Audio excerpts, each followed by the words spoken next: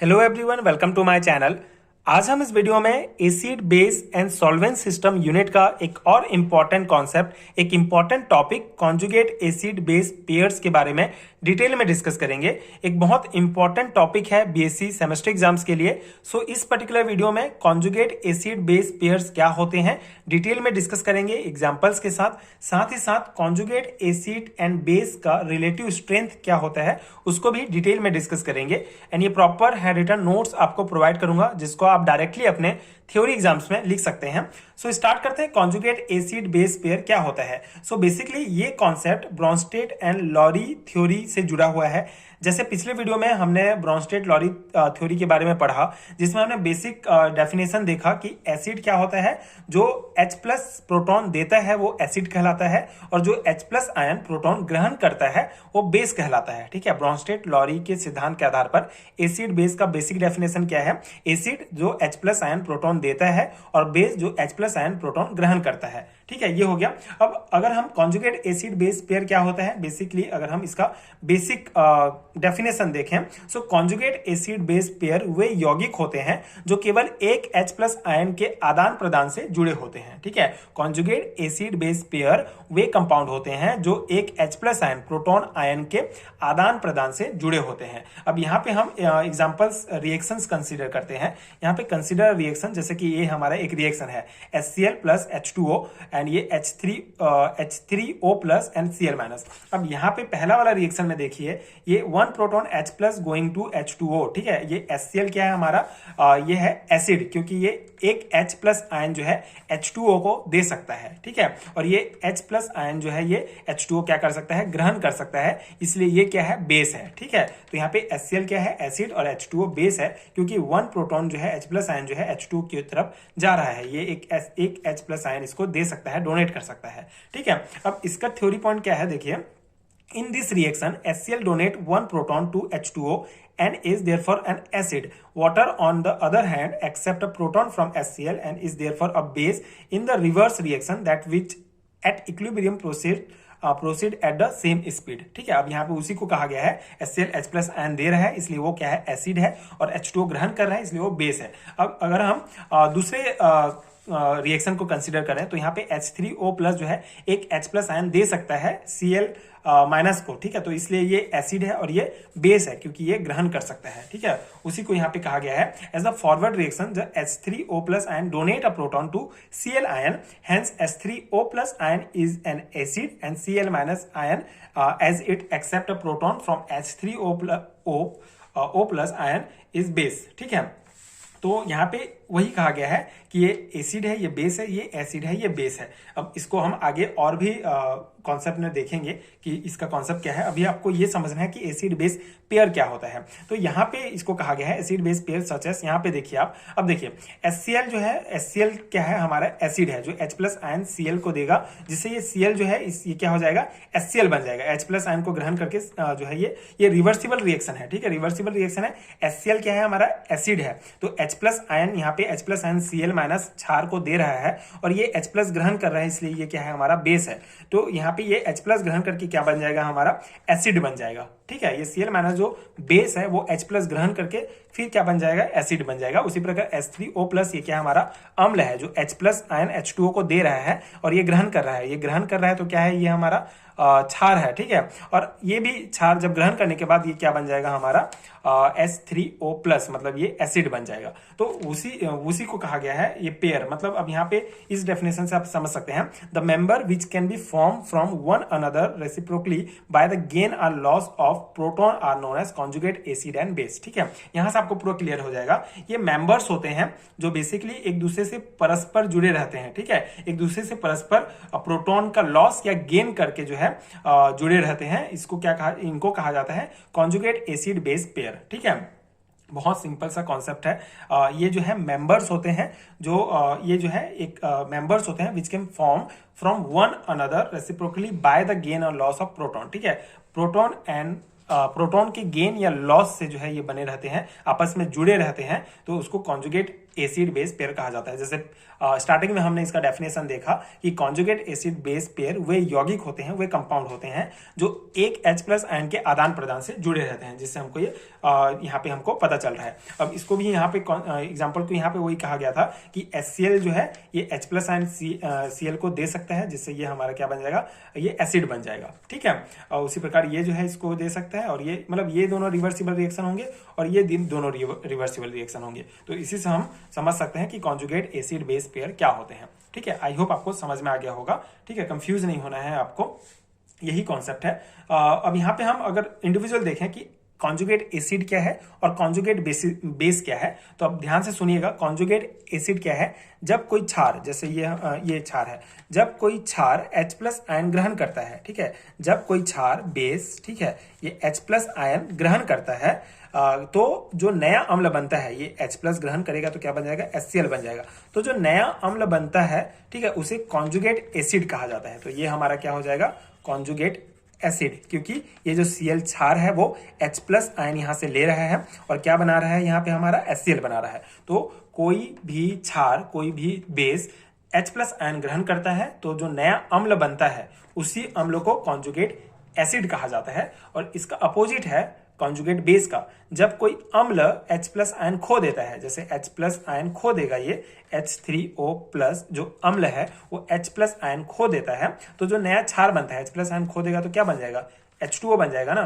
ठीक है, ठीक है, H2O बन जाएगा। जब कोई अम्ल, ये एसिड जो है H प्लस आयन खो देगा तो क्षार बन जाएगा, तो जो नया क्षार बनेगा उसको कहते हैं कॉन्जुगेट बेस। ठीक है, तो ये कॉन्सेप्ट हो गया हमारा conjugate acid and base, and इसका जो पेयरिंग होता है उसको कॉन्जुगेट एसिड बेस पेयर कहा जाता है। ये ठीक है, ये हो गया।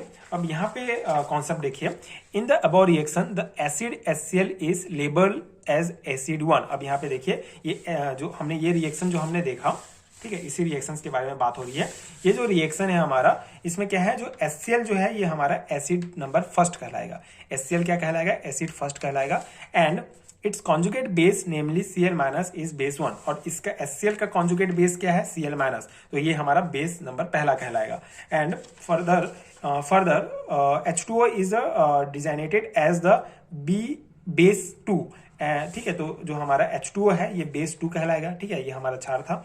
एंड इट्स कॉन्जुगेट एसिड, और इसका कॉन्जुगेट एसिड क्या है, H3O प्लस, और ये क्या कहलाएगा, एसिड नंबर 2। ठीक है, एंड इक्विलिब्रियम में be represented as general equation. अब इस इक्वेशन से आप इसको शो कर सकते हैं कॉन्जुगेट एसिड बेस पेयर को। ये एसिड फर्स्ट जो है बेस 1 के साथ पेयर बनाएगा और एसिड 2 जो है बेस 2 के साथ पेयर बनेगा। तो ये पेयरिंग और ये पेयरिंग होता है कॉन्जुगेट एसिड बेस पेयर, इसी पेयरिंग को कहा जाता है। ठीक है, ये हो गया कॉन्सेप्ट। अब हम कुछ एग्जांपल्स लेते हैं जिससे आपको और समझ में आ जाएगा।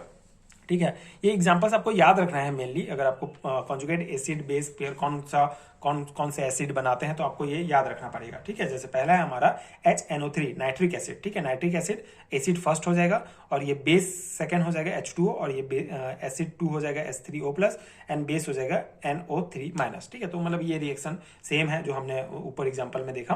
ठीक है, वही है। तो इसकी एग्जाम्पल्स आप ध्यान रखेंगे, nitric acid, sulphuric acid, hydrocyanic acid, acetic acid, यानी वाटर मॉलिक्यूल यानी हाइड्रोक्लोरिक एसिड। ठीक है, तो ये इसके एग्जांपल्स हैं एसिड बेस पेयर के।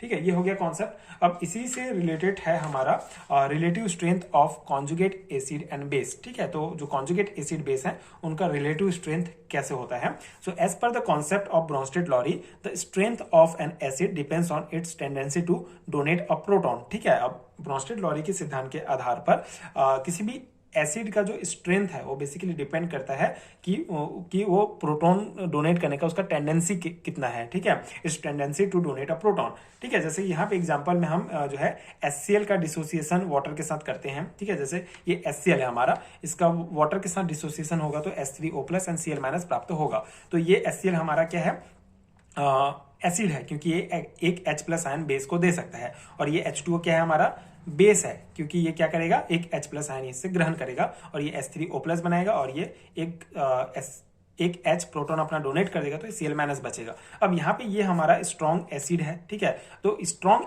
एसिड का जो कॉन्जुगेट बेस होता है वो वीक होता है, वीक बेस होता है। ठीक है, यहाँ पे कुछ पॉइंट आपको ध्यान रखना पड़ेगा, जैसे कि अगर हम देखें जिससे आपको रिलेटिव स्ट्रेंथ समझ में आएगा, फिर इन एग्जांपल से उसको हम जो है समझेंगे। तो पहला पॉइंट आपको ये ध्यान रखना है कि अगर स्ट्रॉन्ग एसिड है, ठीक है, स्ट्रॉन्ग एसिड है तो उसका कॉन्जुगेट जो बेस होगा वो हमारा वीक होगा। ठीक है।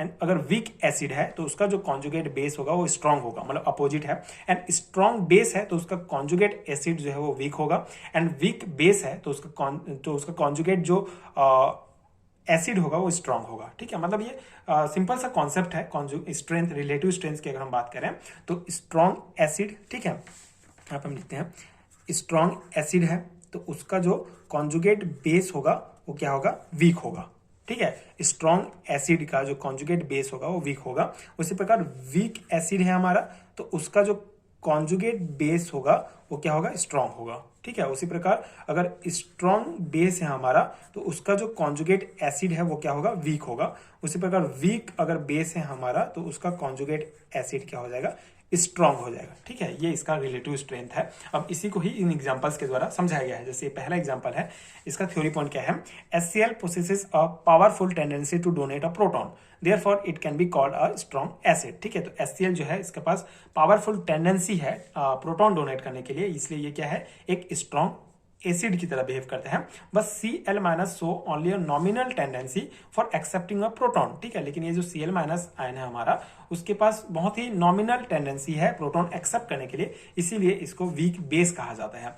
Therefore the equilibrium is found towards right hand side, ठीक है। तो जो इक्विलिब्रियम है वो हमारा राइट हैंड साइड की तरह हमको दिखेगा, है ना। And thus the conjugate base of a strong acid is weak base. तो इससे हमारा, इस एग्जांपल से हमारा क्या प्रूफ होता है, पहला पॉइंट कि कॉन्जुगेट जो बेस होता है स्ट्रॉन्ग एसिड का वो वीक बेस होता है, ठीक है। कॉन्जुगेट जो बेस होता है स्ट्रॉन्ग एसिड का वो वीक होता है, ये हमारा पहला पॉइंट इस एग्जांपल से प्रूफ होता है, ठीक है।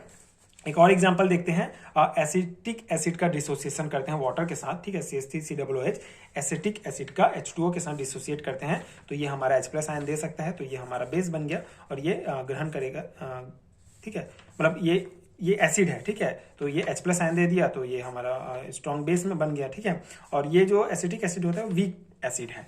अब यहाँ पे पॉइंट पहले हम देख लेते हैं। Now acetic acid is a weak acid and the equilibrium is found towards the left side.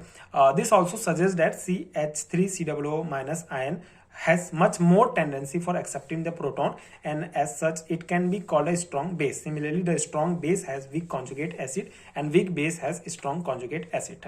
तो सेम है, मतलब ये जो है वीक एसिड है क्योंकि इसके पास इलेक्ट्रॉन देने की जो टेंडेंसी वो कम है, डोनेट करने की टेंडेंसी कम है, एंड ये इलेक्ट्रॉन एक्सेप्ट करने की टेंडेंसी इस बेस की ज्यादा है, इसलिए स्ट्रॉन्ग बेस है। तो इससे हमारा सेकेंड पॉइंट क्लियर होता है कि जो हमारा सो द स्ट्रॉन्ग बेस, ठीक है, जो स्ट्रॉन्ग बेस है हमारा has a weak conjugate acid, a weak base has a strong conjugate acid, ठीक है। तो उसी को पॉइंट को कहा गया है स्ट्रॉन्ग बेस के पास जो है जो कॉन्जुगेट एसिड होता है वीक होता है और वीक बेस के पास जो कॉन्जुगेट एसिड होता है वो स्ट्रॉन्ग होता है। तो ये 4 पॉइंट आप ध्यान रखेंगे, उसके बाद इस एग्जाम्पल के द्वारा आपको समझाना है, यही जो है इसका रिलेटिव स्ट्रेंथ है, ठीक है। तो ये हो गया हमारा कॉन्जुगेट एसिड बेस का रिलेटिव स्ट्रेंथ। सिंपल सा कॉन्सेप्ट था बट इंपॉर्टेंट है आपके सेमेस्टर एग्जाम्स के लिए। आई होप कि आपको समझ में आ गया होगा एंड ये नोट्स आपके एग्जाम प्रिपरेशंस के लिए हेल्पफुल रहा होगा।